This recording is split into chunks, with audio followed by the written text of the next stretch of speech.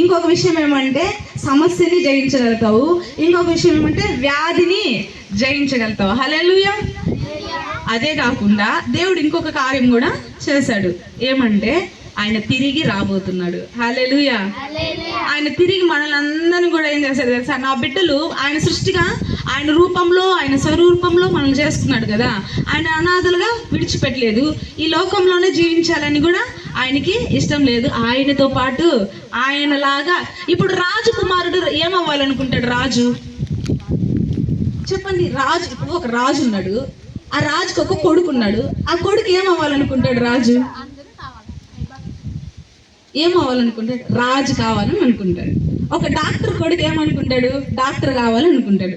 Teacher కొడుకు ఏమనుకుంటాడు? నా కొడుకు టీచర్ కావాలి, నాలాగా మంచి హెడ్ మాస్టర్ కావాలి, నాలాగా మంచిగా అందరికి 10 మందికి చదువు చెప్పాలి అనుకుంటాడు. అవునా కాదా? అలాగే యేసయ్య ఏమనుకున్నాడు తెలుసా? నీ గురించి నా గురించి ఆయన రాజుగా రాబోతున్నాడు. నాలాగే నా పిల్లలు ఉన్నారు ఇక్కడ, వాళ్ళు కూడా రాజులుగా ఉండాలని చెప్పి దేవుడు తిరిగి రాబోతున్నారు. మనల్ని కూడా ఆయన రాజ్యాన్ని ఏలుడు కొరకు పరలోక రాజ్యానికి తీసుకుని వెళ్ళిపోతున్నారు. హల్లెలూయా. ఎంతమందికి యేసయ్యతో పాటు పరలోక రాజ్యానికి వెళ్ళాలని ఉంది ఇక్కడ?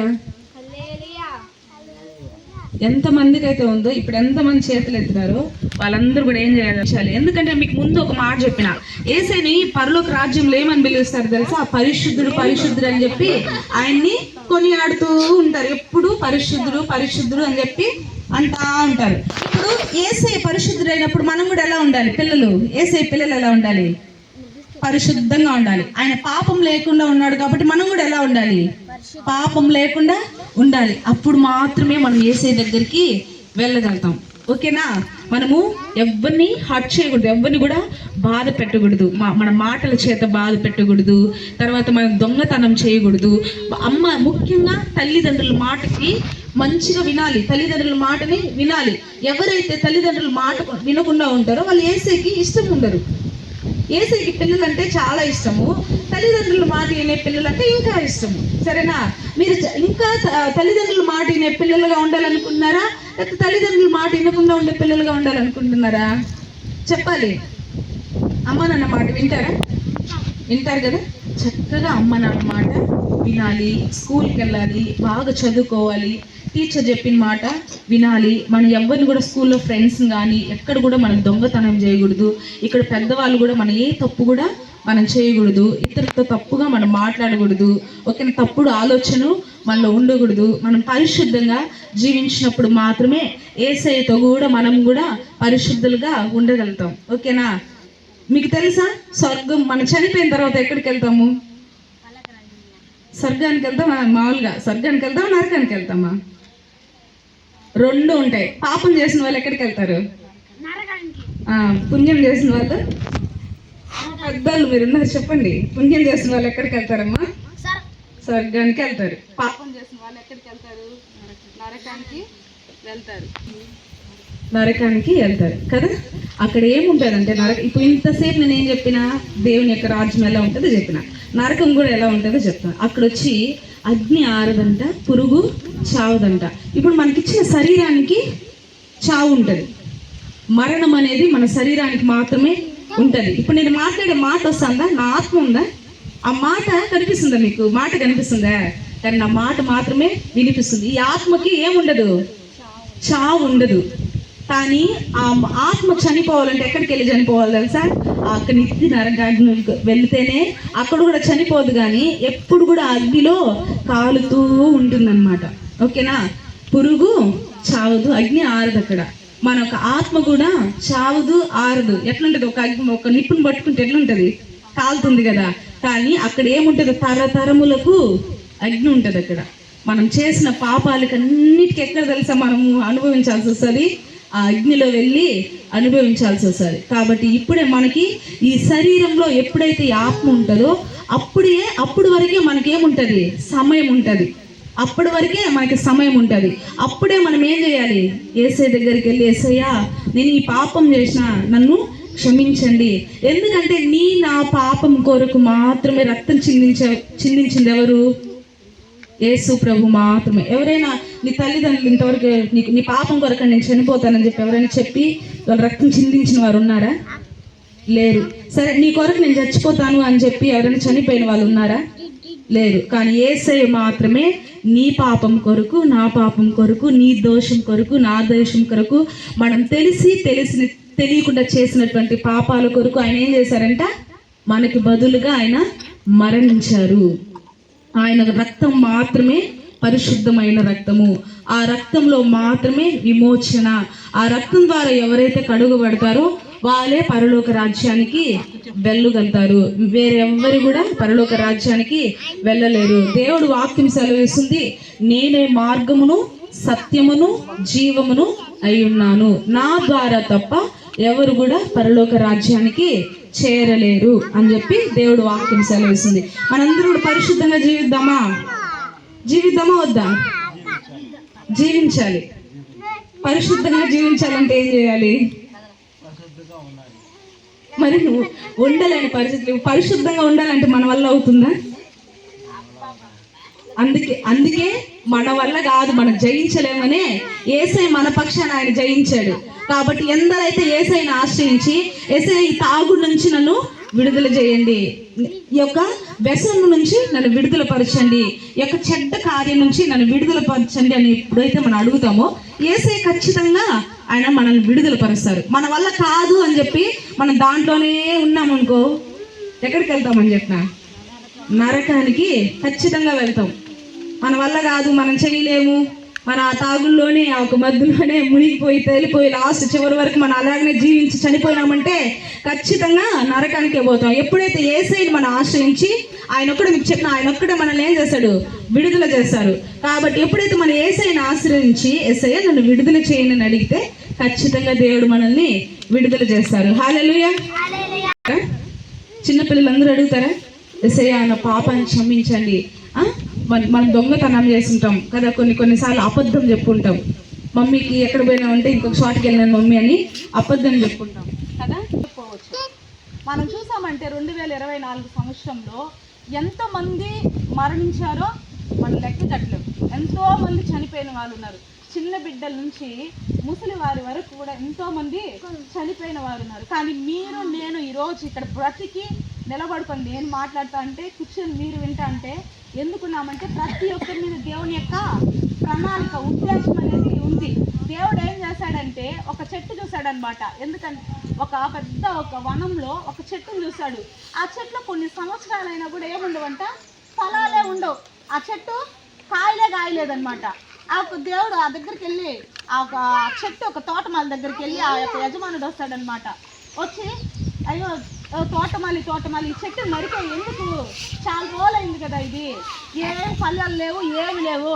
ఎన్నిసార్లు చెప్పినా దాని యొక్క ఆలోచన దాందే, అది ఫలించదు, అది అంటే తినదు అది ఇంకంటే దాన్ని నరికేయి, ఆ స్థలం అంతా వేస్ట్ అయిపోతుంది కదా, మరి ఎందుకు నువ్వు దాన్ని ఉండనిస్తున్నావు అని చెప్పి ఆ యొక్క తోటమాలిని పోయి అది యజమానుడు అడిగాడంట. ఆ యొక్క చెట్టు ఓనర్ అడిగినాడంట తోటమాలిని. అప్పుడు ఆ తోటమాలి చెప్తాడంట, వినాలి అందరూ చెప్తున్నాడంటే, ఇప్పుడు ఒక చెట్టుకి పోసి దాన్ని మంచి చూసుకునే దాంట్లో ఎవరికి ఇష్టం? తోటమాలికే తెలుస్తుంది కదా కష్టము. దాన్ని రోజు శుభ్రం చేసి దాన్ని చక్కగా చూసుకోవడంలో తోటమాలికి ఇష్టం అనమాట. అప్పుడు పోయి ఆ ఓనర్ దగ్గర ఏం చేస్తున్నాడు తెలుసా? అయ్యా ప్లీజ్ అయ్యా, ఇంకొక సంవత్సరము దానికి ఛాన్స్ ఇవ్వండి, ఈ సంవత్సరం చూడండి, నేను దానికి బాగా దాని చుట్టుపక్కల బాగా త్రవ్వి మంచిగా ఎరువేస్తాను, అది ఈ సంవత్సరమైనా ఫలిస్తుంది, ఒకవేళ ఫలించకపోతే మీరు చెప్పినట్టే నేను చేస్తాను అని చెప్పి ఆ యొక్క తోటమాలు ఏం చేస్తాడంటే యజమానుడి దగ్గర అడుగుతాడంట. సరే పో, నీ ఇష్టం, నువ్వేమన్నా చేసుకో, కానీ నేను నెక్స్ట్ సంవత్సరం వస్తా, ఇంకొక సంవత్సరం వస్తా, అప్పుడు అది ఖచ్చితంగా ఏం చేసిండాలి? కాయలు కాసుండాలి, లేకపోతే ఆ చెట్టుని నరికెళ్ళి ఆ స్థలము వృధా. ఆ స్థలంలో ఇంకొక చెట్టు ఉంటే ఏమవుతుంది? మంచిగా కాయలు వస్తుంది. ఆ చెట్టుకి వేసిన ఎరువు ఏదో ఇంకొక చెట్టుకి వేస్తే మంచిగా ఫ్రూట్స్ వస్తాయి, అనేక మందికి అది మంచిగా ఉంటుంది. నువ్వెందుకు ఆ చెట్టునే పట్టుకొని ఆలాడుతున్నావు అని చెప్పేసి వెళ్ళిపోయినాడంట.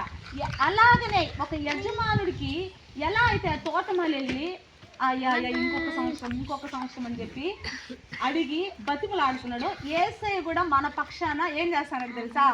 బ్రతిమలాడుతున్నాడు. ఎందుకంటే ఆయన రక్తము వృధాగా పోకూడదు. నువ్వు రక్షింపబడకపోతే, నేను రక్షింపబడకపోతే, నువ్వు బాగుపడకపోతే, నేను బాగుపడకపోతే, ఆయన మన కోసం వచ్చింది వృధానే కదా.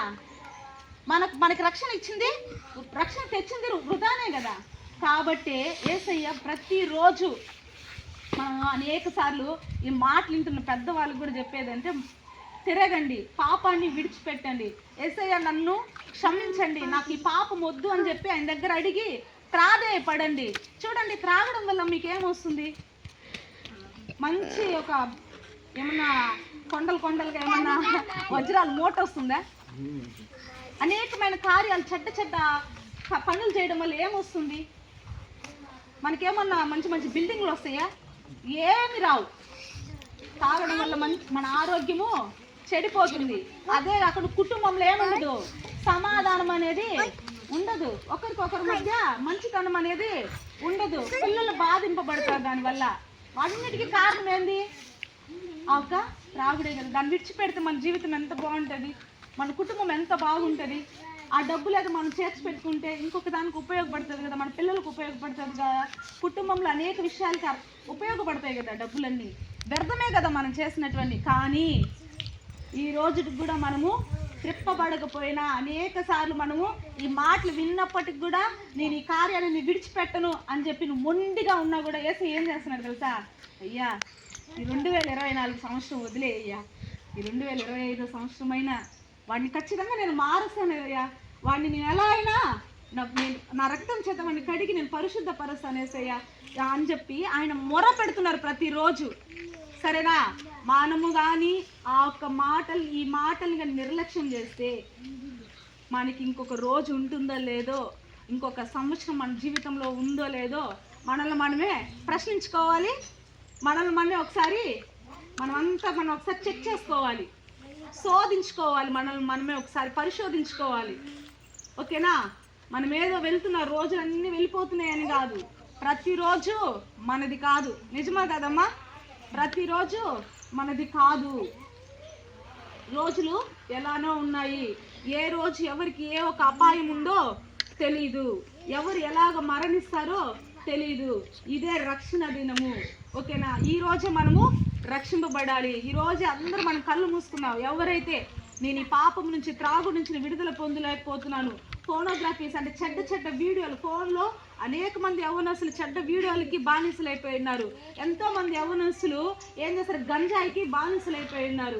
ఎంతో మంది చిన్న బిడ్డలు కూడా ఫోన్కి ఎక్కువ అడిక్ట్ అయిపోయి దాని నుంచి రాలేకుండా. మీరు చూసారా? కరోనా టైంలో చాలా మంది పిల్లలు ఫోన్ ఆడి ఏమైపోయారు తెలుసా? ఇట్లా అనుకుంటాను. వాళ్ళ ఫోన్ ఉండదు వాళ్ళ చేతిలో, కానీ ఇట్లా వాళ్ళ చేతులు కదిలింపబడతాండి కదా. అనేక మంది బిడ్డల్ని ఆ ఒక హాస్పిటల్ బెడ్ మీద చూసాం. అనేకమైన వార్తలు ఇలాంటి బంధకాలు ఎంతో మంది విడిపించబడలేని వాళ్ళు ఉన్నారు, లేకుండా మనము ఉన్నాము. ఓకేనా? వీటన్నిటి నుంచి విడిపించబడాలంటే ఒకటే మార్గము. ఆ మార్గం ఎవరండి? ఆ మార్గము యేసయ్యే మార్గము, వేరే మార్గము లేదు. యేసు ప్రభు వారు మాత్రమే మార్గము. మనం విడుదల పొందాలన్నా ఆయన ఒక్కరే మార్గము. మనము పాపం నుంచి విడుదల పొందాలన్నా ఆయన ఒక్కరే మార్గము. మన పరలోక రాజ్యానికి వెళ్ళాలన్నా ఆయన ఒక్కరే మార్గము. హల్లెలూయా.